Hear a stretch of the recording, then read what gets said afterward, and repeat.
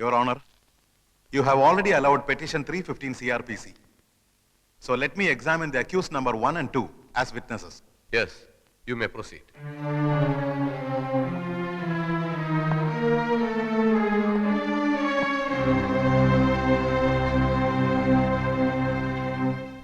നിങ്ങളും രണ്ടാം പ്രതി രാമകൃഷ്ണനും അന്യായക്കാരുടെ വീട്ടിൽ എന്തിനു പോയി?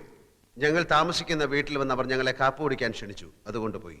അപ്പൊ അവരുടെ വീട്ടിൽ ആരൊക്കെ ഉണ്ടായിരുന്നു? അവരും അവരുടെ ജോലിക്കാരിയും. നിങ്ങൾ കാപ്പി കുടിച്ചോ? ഇല്ല. എന്തുകൊണ്ട് കുടിച്ചില്ല? കുടിക്കാൻ തുടങ്ങുന്നതിന് മുമ്പ് പെട്ടെന്ന് ആ സ്ത്രീ ഒരു കത്തിയെടുത്ത് അവരുടെ വെയിൻ കട്ട് ചെയ്ത് മരിക്കാൻ പോവുകയാണെന്ന് പറഞ്ഞു. ഞങ്ങൾ അവരെ തടയാൻ ശ്രമിച്ചു. വേറെ ഒന്നും സംഭവിച്ചില്ലേ? ഇല്ല. ഇതിനു മുമ്പ് നിങ്ങൾ ഏതെങ്കിലും ക്രിമിനൽ കേസിൽ പെട്ടിട്ടുണ്ടോ? ഇല്ല. നിങ്ങൾ കല്യാണം കഴിച്ചാണോ? അല്ല. എന്തുകൊണ്ട് കല്യാണം കഴിച്ചില്ല?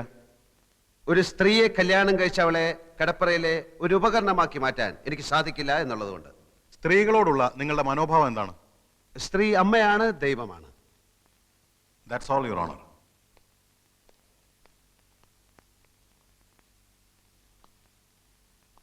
ദൈവത്തെ അപമാനിക്കലാണോ നിങ്ങളുടെ ജോലി?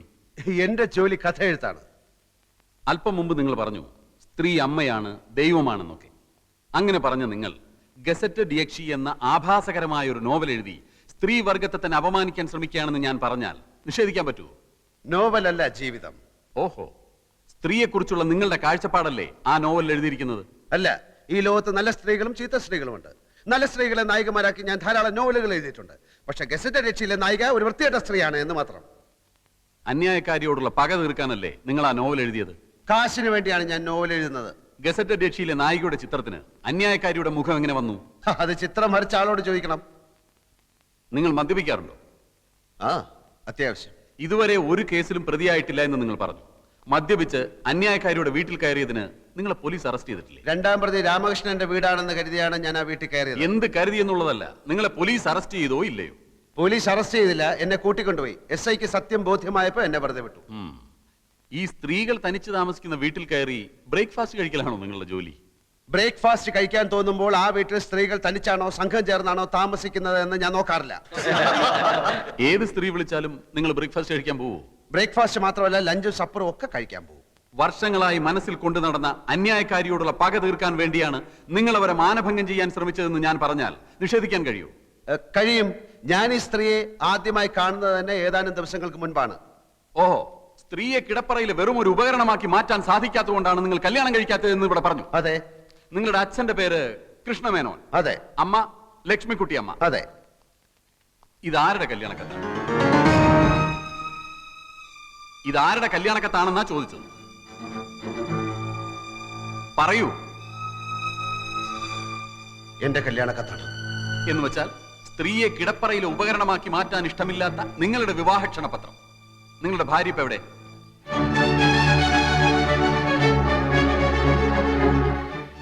ഞാൻ കല്യാണം കഴിച്ചിട്ടില്ല. കഴിച്ചിട്ടില്ലേ? അപ്പൊ കല്യാണം കഴിക്കാതെ ചുമ്മാ കല്യാണക്കത്തടിച്ച് വിതരണം ചെയ്യലാണോ നിങ്ങളുടെ ഹോബി? മറുപടി പറയൂ. അന്ന് അങ്ങനെ സംഭവിച്ചു. എന്താണ് സംഭവിച്ചതെന്ന് ഞാൻ പറയാം. കല്യാണം ഉറപ്പിച്ചു, കല്യാണക്കത്തടിച്ചു, ആളുകളെ ക്ഷണിച്ചു. കല്യാണ തീയതി അടുത്തപ്പോഴാണ് വധു അറിയുന്നത് നിങ്ങൾ ഒരു ആഭാസനാണ്. അങ്ങനെ ആ പെൺകുട്ടി കല്യാണത്തിന് വിസമ്മതിച്ചു. അതല്ലേ സത്യം? അല്ല. ആണെന്ന് ഞാൻ പറയുന്നു. അന്നു മുതൽ ആ പെൺകുട്ടിയോട് നിങ്ങൾക്ക് തീർത്താൽ തീരാത്ത പകയായി. അന്നത്തെ ആ പെൺകുട്ടിയാണ് ഈ കേസിലെ അന്യായക്കാരി പ്രിയദർശിനി എന്ന് ഞാൻ പറഞ്ഞാൽ നിങ്ങൾക്ക് നിഷേധിക്കാൻ കഴിയും?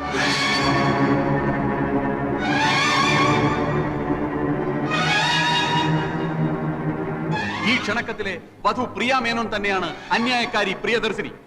വരൻ വിദ്യാസാഗർ തന്നെയാണ് ഇപ്പോഴത്തെ ഈ novelist Sagar Kottappuram.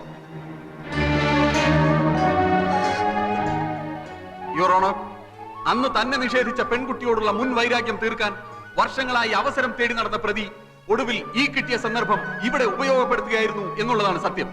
That's all your owner.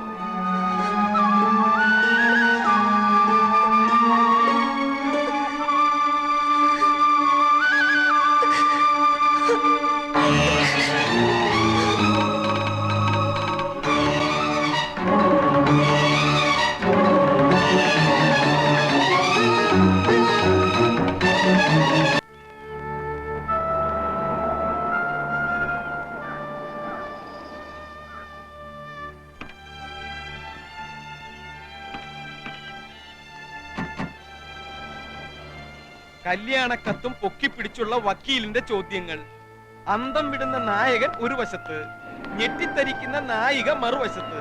ഈ കോടതി രംഗം അതേപടി ഒരു അധ്യായമാക്കാം. വായനക്കാരന്റെ കണ്ണു തള്ളും, ഞരമ്പുകൾ വലിഞ്ഞു മുറുകും. ചൂടാറുന്നതിന് മുമ്പ് ഈ മാറ്ററിന്റെ എഴുതി തന്നേക്ക്.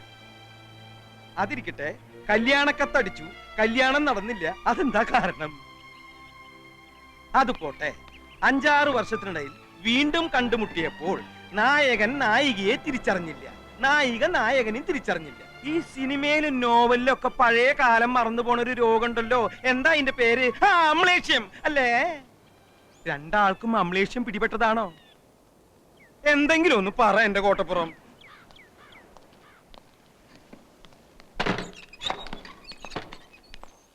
ഇപ്പൊ തന്നെ എഴുതി തന്നാ ഇപ്പൊ തന്നെ കമ്പോസിങ്ങിന് കൊടുക്കാം. നായകനും നായികയ്ക്കും അമ്ലേഷ്യം വേണ്ട, വായനക്കാര് വിശ്വസിക്കില്ല. ഒരാൾക്ക് മതി അമ്ലേഷ്യം.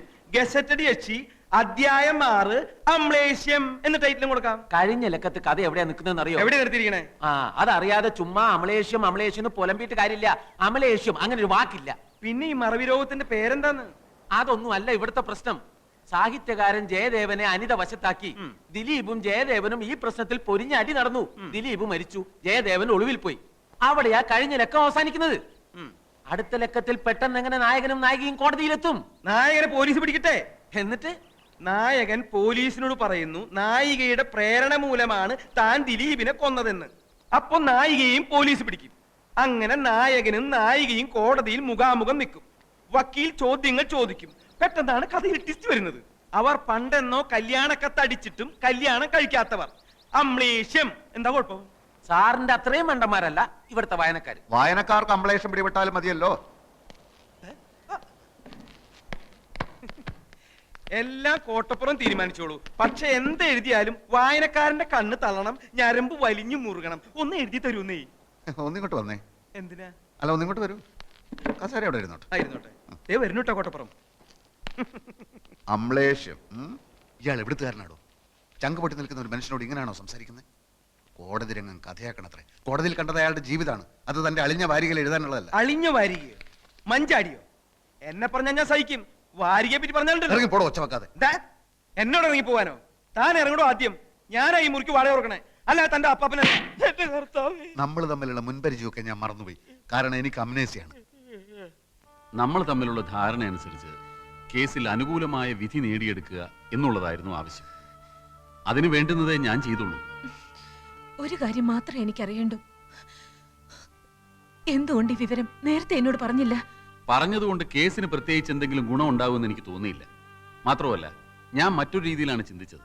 അയാളുമായിട്ടുള്ള ഈ പൂർവ്വബന്ധം ഞാനുമായി ഡിസ്കസ് ചെയ്യാൻ പ്രിയയ്ക്ക് താല്പര്യമില്ലെന്ന് എനിക്ക് തോന്നി.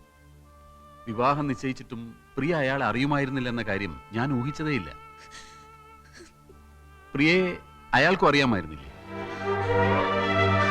നമുക്ക് പിന്നീട് സംസാരിക്കാം.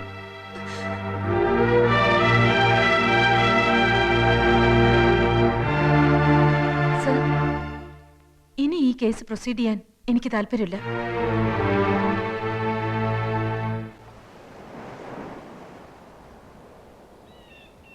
എന്റെ ദൈവമേ.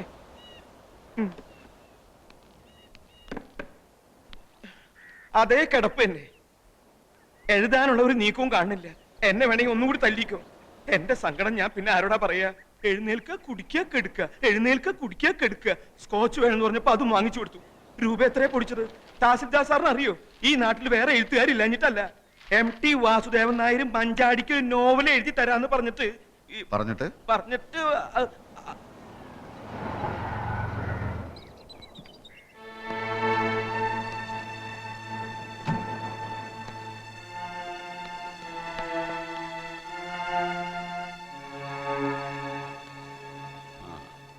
ആവശ്യമില്ലാത്തൊരു കേസാണിതെന്ന് അറിയാഞ്ഞിട്ടല്ല. പക്ഷെ ഒരു അഡ്വക്കേറ്റിന്റെ കടമ അയാളുടെ കക്ഷിയുടെ ഭാഗത്ത് നിൽക്കുക എന്നുള്ളതാണ്.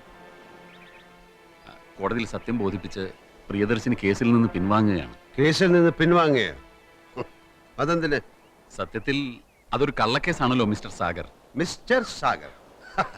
മിസ്റ്റർ സാഗർ ഞാൻ? താൻ പെട്ടെന്ന് മാന്യനായോ? നാണവും മാനവും ഇല്ലാതെ വെറും കാശിന് വേണ്ടി കോടതിയിൽ കിടന്ന് നാടകം കളിച്ച നാറിയല്ലടോ താൻ. നാറി വക്കീലെ, ഇപ്പൊ ഒന്ന് പറയാണ് കള്ളക്കേസാണെന്ന്. ശരിക്കുള്ള കേസ് ഞാൻ ഉണ്ടാക്കി തരാടോ. ഇടിച്ചേന്റെ നെഞ്ചെ കളിക്കി തരാം. അപ്പൊ അതൊരു കേസാക്കാം. അവളെ വെട്ടി വെട്ടി ഞാൻ നുറുക്കാം. അപ്പൊ തനിക്ക് മറ്റൊരു കേസ് കിട്ടും. വിട്, അവളോട് പറഞ്ഞേക്ക് ഏത് കേസ് പിൻവലിച്ചാലും എന്റെ കണ്ണീരിന്റെ കണക്ക് തീർക്കാതെ അവളെ ഞാൻ വിടില്ലെന്ന്.